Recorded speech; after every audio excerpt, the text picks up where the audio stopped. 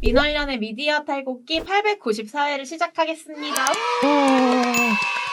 네, 안녕하세요. 저는 민원련의 홍보 콘텐츠 팀 활동가 김나래입니다. 네, 종편 모니터 담당 활동가 임동준입니다. 동준님이 어떻게든 얼굴을 가리겠다고 지금 마이크를 아주 높게 올려놨어요. 네. 이렇게 해야지 수음이 잘 됩니다. 이정현 PD님이 너무 좋은 거 알려주시고 떠났어요. 네, 여튼 본격적으로 오늘 이야기로 좀 들어가 보겠습니다. 8월 14일 이후로 코로나19가 재확산이 됐고요. 지금 200명, 300명, 400명대까지 올랐다가 오늘은 또 200명대인 거를 확인했었는데 마지막으로 보았을 때요. 특히 8월 15일에 광화문에서 집회가 열린 이후로 신문, 방송, 종편 다 가릴 것 없이 좀 관련 코로나 보도가 쏟아지고 있습니다. 물론 앞서 말씀드린 것처럼 확산자가 세 자릿수를 넘어가다 보니 당연히 좀 이 코로나19 관련해서 더 많은 보도가 나올 수밖에 없다라고 생각을 하는데요. 시민의 안전에 도움이 될 정보를 제공하고 문제를 지적했어야 하는데 과연 종편이 그러했는지 좀 그런 지점을 찾아보려고 합니다. 민원련 모니터팀에서도 당연히 신문, 방송, 종편팀별로 최근 코로나19 보도를 모니터해서 정리를 했습니다. 아마 이번 주 중으로 다 모니터 보고서가 나갈 것 같은데요. 오늘 임동준 활동가는 종편, 방송 양적 분석 결과를 가지고 이야기 함께 해보려고 합니다. 특히 눈에 띄는 TV조선 이야기를 좀 중점적으로 전달해 드리려고 하는데요. 임동준 활동가, 아무래도 양적 분석을 하셨으니 종편 시사대담 프로그램에서 얼마나 양적으로 코로나19 사안을 다뤘는지부터 이야기해봐야겠습니다. 네, 저희가 총 3주치 방송을 모니터를 했는데요. 네. 3주치 방송 중에서 가장 대담이 많이 이루어졌던 8월 3주차를 가지고 한번 얘기를 해보겠습니다. 네. 8월 3주차는 17일부터 21일이 8월 3주차인데요. 이 기간이 재확산세가 강해지면서 그렇죠. 집중적으로 대담이 나왔던 시기입니다. 그래서 실제로도 수치상으로 놓고 보면 저희가 6개 프로그램을 모니터를 했는데 네. 6개 프로그램 전체 방송 대담이 1022분이었어요. 이렇게 하면 약간 감이 안 오실 것 같아서 전체 방송 시간과 저희가 수치로 한번 비교를 해봤는데 전체 방송 시간 6개 프로그램의 전체 방송 시간이 2050분이었습니다. 그래서 수치로 환산하게 되면은 약 49.9%, 그러니까 절반은 코로나19 대담이었다. 네. 이렇게 볼 수 있을 것 같고요. TV조선 이야기를 저희가 했었는데 TV조선이 눈에 띄었던 이유는 사실 TV조선 보도본부 한라인 이 프로그램이 굉장히 눈에 띄었던 건데요. 네. 보도본부 한라인이 5일 동안 방송에서 다른 방송사들은 다 100분이 넘게 대담을 진행을 했는데 홀로 70분을 했습니다. 이 70분이라는 수치가 또 약간 감이 안 오실 것 같아서 저희가 전체 방송이랑 수치를 한번 비교를 해봤는데 전체 방송의 23.5%밖에 안 됩니다. 그러니까 다른 방송사들은 평균적으로 대부분 다 40% 이상을 넘겼어요. 네. 예를 들어서 MBN 뉴스와이드 같은 경우는 89.8%, 그러니까 방송의 열의 9은 코로나19 대담이었던 이런 프로그램도 있었는데 TV조선 보도본부 한라인은 유일하게 20%대에 머무른 이 코로나19 대담을 보였습니다. 근데 이거 말하는 걸 들어보니 생각이 드는 게 어쨌거나 그 종편의 시사대담 프로그램도 종류가 되게 다양하잖아요. 무슨 논설위원분들 나와가지고 아침 신문 속가서 이야기하는 방송이 따로 있고 또 전문가분들 나와서 김진 씨랑 얘기하는 그런 방송도 따로 있고 한데 보도본부 한라인은 TV조선 기자들이 나와가지고 본인들이 발로 뛴 현장 이야기를 그래도 전하고 취재 이야기를 하는 곳 아닌가요? 그런데도 코로나 관련 보도가 이렇게 없었다는 점인가요? 맞습니다. 물론 이 보도본부 한라인의 출연자들 중에 TV조선 문화부 기자도 있고 사회부 기자도 있고 정치부 기자도 있고 다양한 기자들이 나옵니다만 어쨌거나 TV조선 기자들이 출연하는 프로그램이거든요. 네. 기자들이 출연하는 프로그램의 핵심은 사실 기자들이 어떤 취재를 해왔는가잖아요. 근데 이 프로그램은 늘 반복되는 문제입니다만 출연하는 기자들이 취재를 해온 내용이 없습니다. 타사 보도를 인용하는 경우나 혹은 조선일보 자매사인 조선일보 보도를 소개하는 경우나 이런 경우들은 굉장히 많지만 본인들이 뭔가 새로운 것을 취재해와서 다룬다거나 이런 내용이 중점이 되지는 않는 프로그램이에요. 사실 그래서 어떻게 보면 그런 연장선상에서 이 TV조선 기자들이 취재를 해서 만들어낸 무언가를 보도할 거리가 없다 보니 코로나19 대담도 줄어든 것인가 이런 생각도 한번 해봤습니다. 네. 생각해 보실 수 있겠네요. 우선 그러면은 지금 모니터링을 중점적으로 한 8월 3주차에서 전체적으로 코로나 관련 보도가 좀 많았다. 하지만 비교적 TV조선의 보도본부 한라인처럼 코로나 관련 보도가 대담을 진행하지 않는 방송도 있었다라고 이야기를 했는데요. 어쨌거나 전반적으로 대다수의 프로그램들은 코로나19 문제에 대해서 많이 다뤘습니다. 뭐 지금 확진자 수가 많이 늘었고 문제적 상황이 펼쳐졌어서 보도가 많아진다 이런 건 당연히 그럴 수 있다라고 생각하는데요. 다만 이제 8월 1주차부터 분석을 했다고 이야기를 했어요. 질병관리본부가 경고한 시점이 8월 1주차 이때쯤부터라고 다시 볼 수 있겠는데 얼마나 관심을 갖고 다뤄왔는지도 좀 양적으로 분석을 해볼 수 있을 것 같습니다.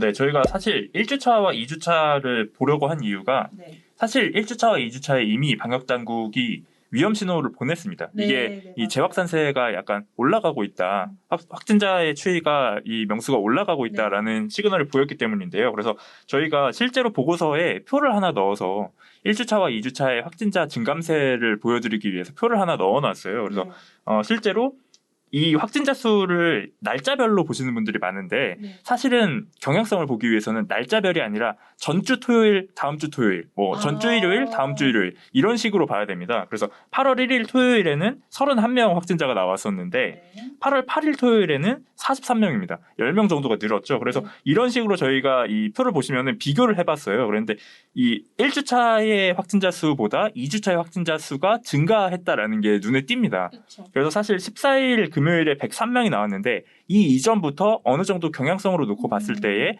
증가하는 경향성이 있었습니다.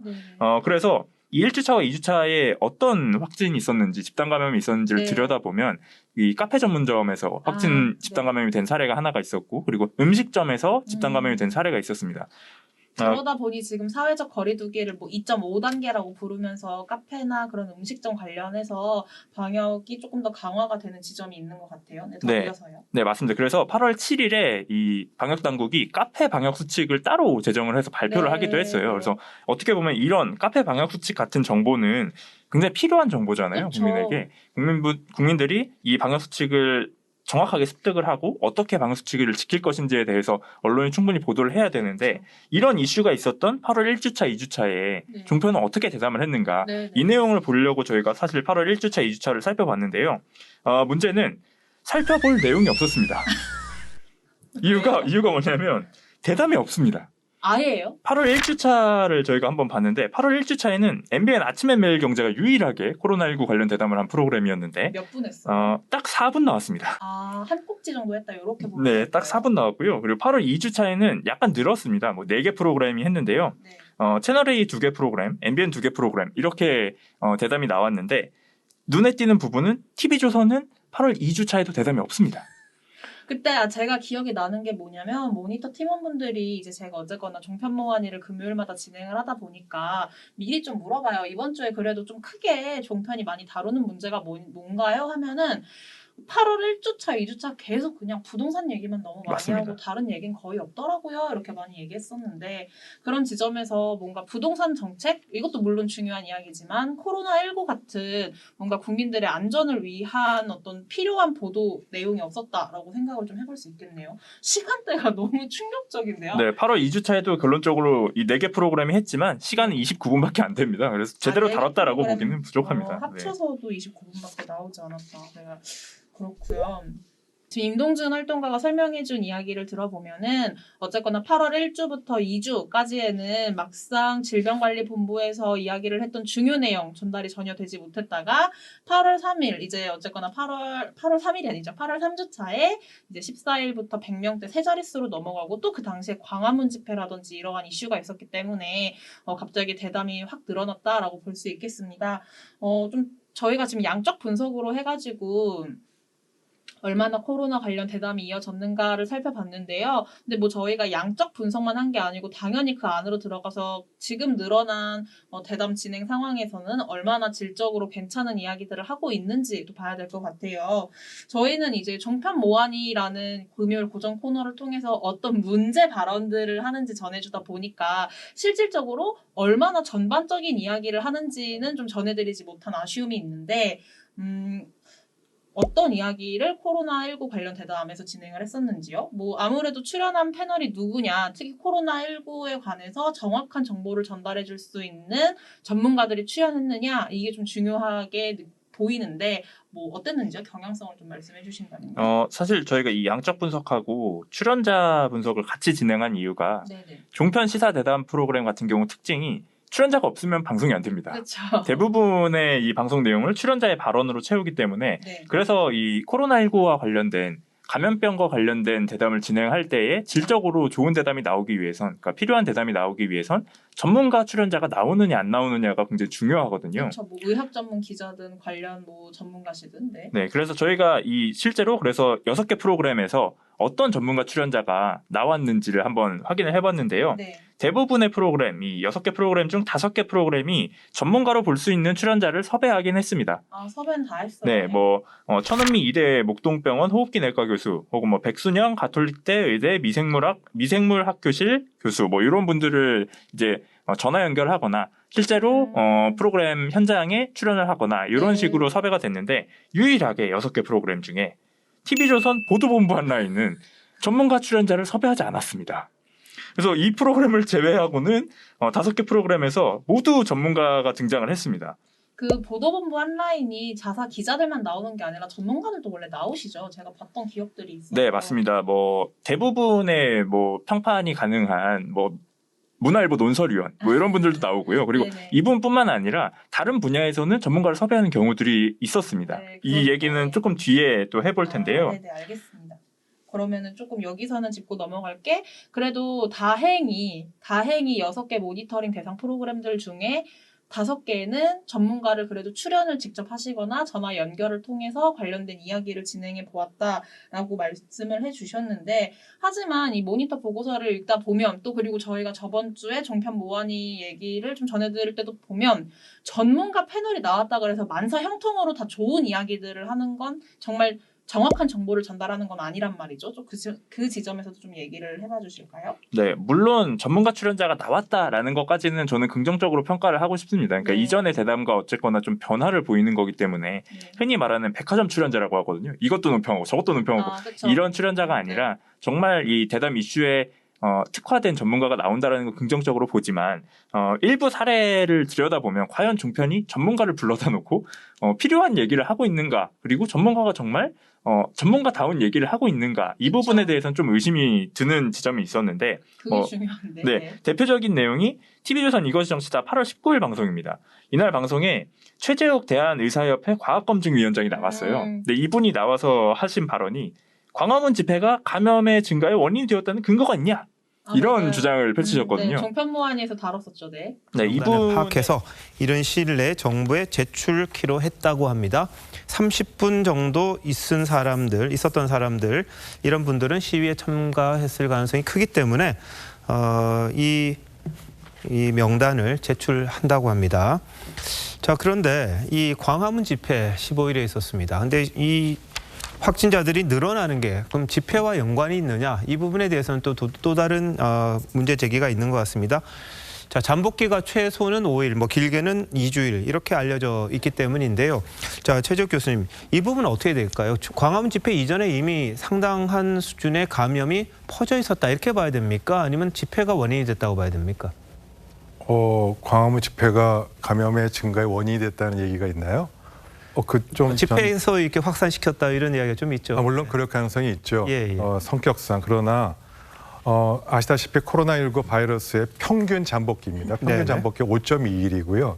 최장 잠복기 14일입니다. 예. 그래서 설령 광화문 집회 때 감염이 증가시킬 수 있는 그 효과가 있다 하더라도 그 효과가 있느냐 없느냐 판단은 앞으로 5일 후에서 14일 후에 결과를 봐야지 알 수 있고요. 아까 방역당국의 방역당국에서도 브리핑에서도 똑같이 나왔습니다. 이번 감염자 수가 증가한 최근에 14일로 증가한 이거는 원인이 이번 8월 1일서부터 즉 8월 초부터 시작될 것이다라는 얘기를 분명히 브리핑에서 했지 않습니까? 그 이유가 뭐냐면 최근 증가되고 있는 13일, 14일부터 증가된 감염자 증가는 잠복 14일을 고려했을 때 7월 말에서 8월 초부터 감염이 시작됐을 거기 때문에 그 부분에 대한 원인을 정밀하게 역할 조사를 통해서 확인하겠다는 이야기를 한 겁니다. 따라서 현재 상황에서 이 광화문 집회와 감염자 수, 확진자 수 증가 부분은 연결시키기는 좀 어렵습니다. 알겠습니다. 네, 이분의 이런 주장의 근거는 평균 잠복기가 5.2일이고 최장 잠복기가 14일이다. 코로나19가. 네네. 근데 어떻게 광화문 집회가 이렇게 확진자가 폭증하는데 영향을 끼쳤냐라는 이 근거를 대신 거거든요. 근데 같은 날 19일 날 방역당국이 코로나19 정례 브리핑을 하면서 광화문에서 열린 집회에 참가한 확진자가 10명으로 확인됐다라고 밝혔어요. 그러니까 광화문 집회 또한 사랑제일교회와 관련된 확진자 가운데 지난 8월 8일 경복궁 인근의 집회 그리고 8월 15일 광화문 집회에 현재까지 최소 10여 명의 확진자가 참석한 것이 확인되었습니다. 집회에서의 접촉으로 인한 추가적인 감염 확산이 매우 우려되는 상황입니다. 따라서 앞서 말씀드린 대로 8월 8일 경복궁 인근의 집회 및 8월 15일 광화문 집회에 참석하신 분들은 증상 유무에 관계없이 가까운 선별진료소를 방문하여 신속하게 검사를 받으실 것을 요청드립니다. 그랬어요. 그러니까 광화문 집회가 확산에 영향을 끼칠 수밖에 없다라는 게 그렇죠. 이미 입증이 돼가고 있는 과정이잖아요. 그리고 그렇죠. 방역당국 브리핑하고도 다른 내용을 나와서 전문가가 얘기를 한 거라서 그러니까 과연 전문가만 불러놓고 얘기를 한다고 해서 이게 다 해결이 되는 것인가 네. 이런 의구심이 드는 지점이었습니다. 그렇습니다. 저희 그 종편모안위에서 좀 자세하게 내용을 박진솔 활동가랑 다루기도 했었는데요. 당시에 저희가 또 얘기했던 다른 하나의 지점은 질병관리본부 측에서 어쨌거나 방역을 위해서 좀 더 선제적인 대응을 하는 지점도 있었는데 뭔가 마치 광화문 집회에 참가한 사람들만을 대상으로 어떠한 압박을 하는 것 같이 보이게끔 그런 뉘앙스가 풍기는 부분들도 있었고 그렇게 믿는 분들이 또 계시기 때문에 굉장히 문제다라는 이야기를 좀 덧붙여서 전해드렸었고요. 그래서 저도 그 종편 모안이를 보면서 이게 아무리 전문가고 이 관련해서 이제 굉장히 명망 있으신 분이 나와도 반드시 도움이 되는 말씀을 하시는 건 아니구나라는 생각을 좀 했었는데 임동준 활동가도 이제 양적 분석 보고서에서 좀 짚어줘서 함께 이야기를 해보았고요.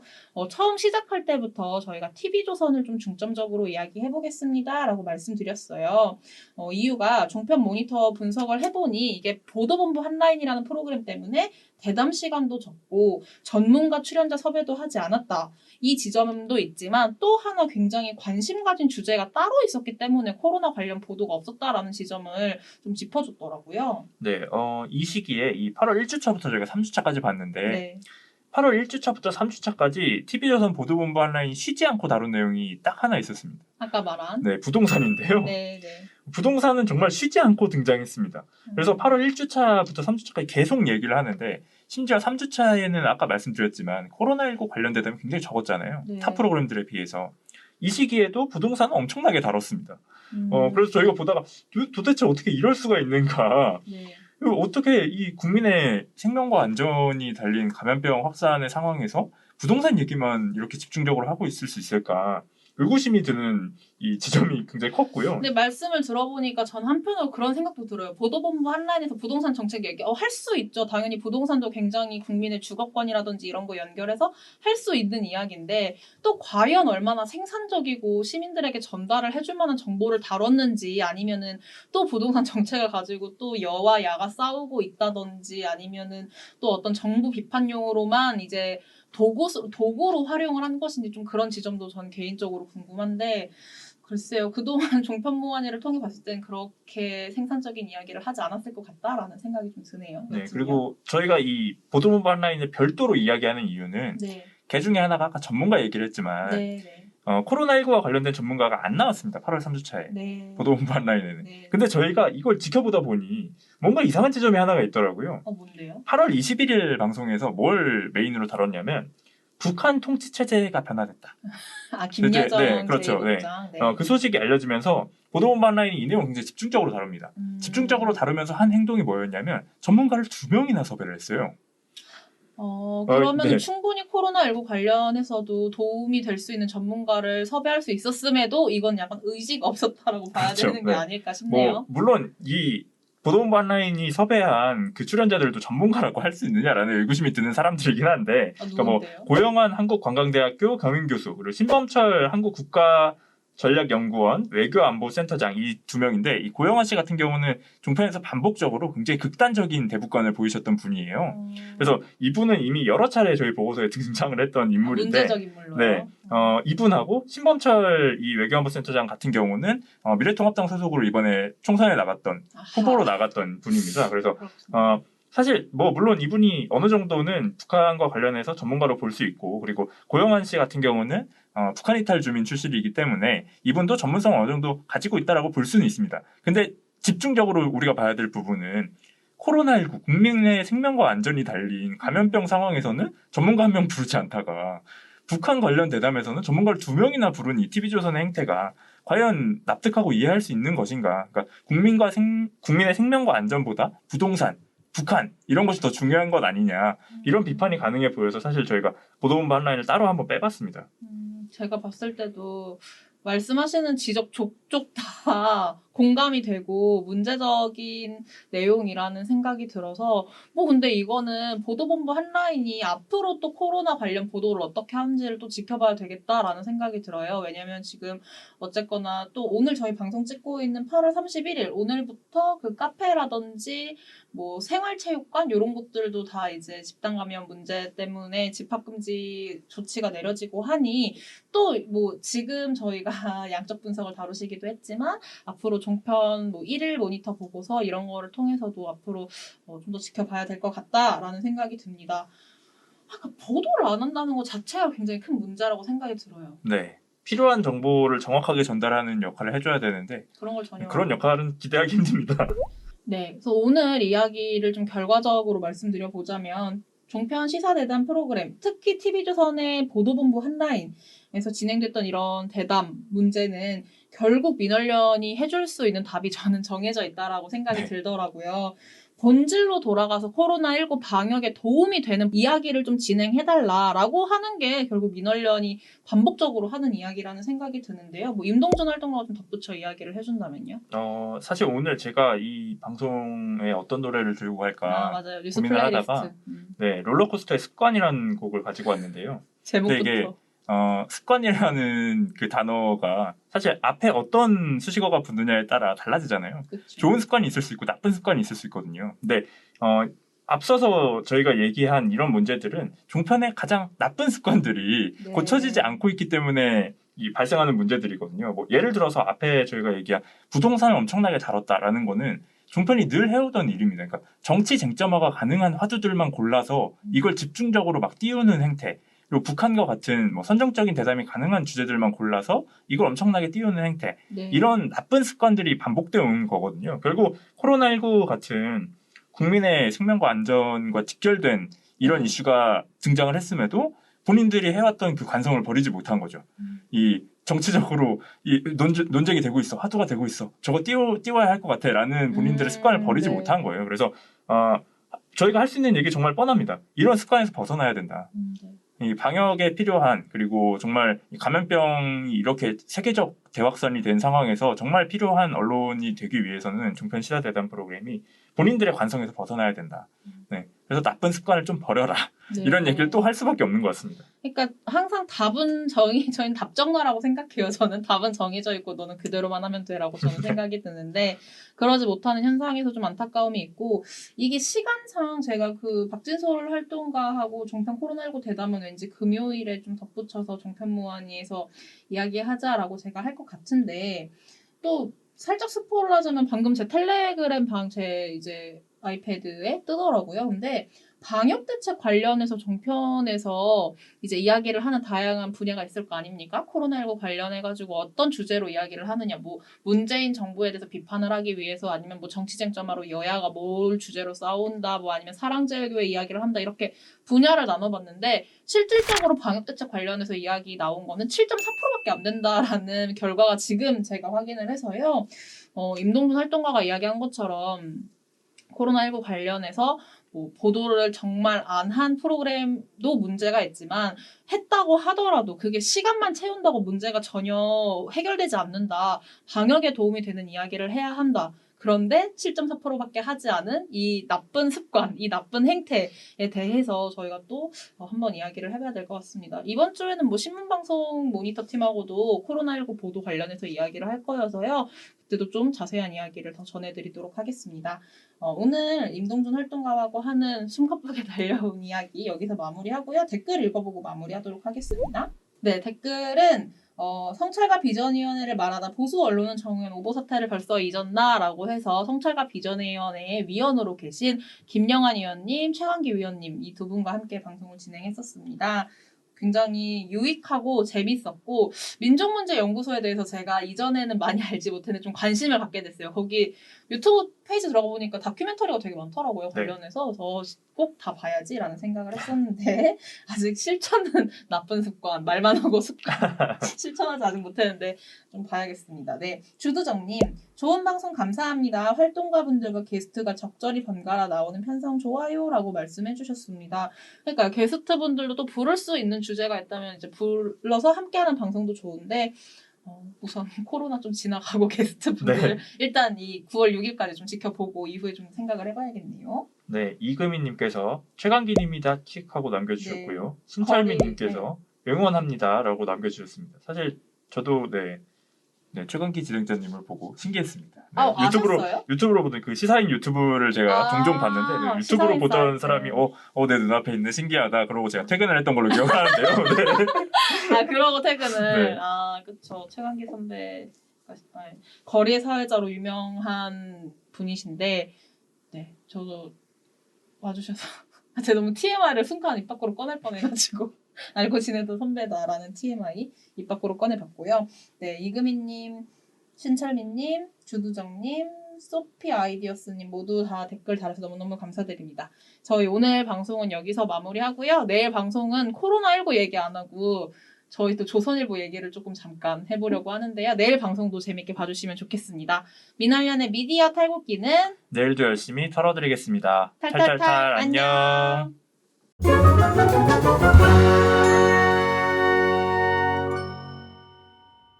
너무 늦게 말하는 것 같은데 네. 이거 애플 로고 나가도 되겠죠?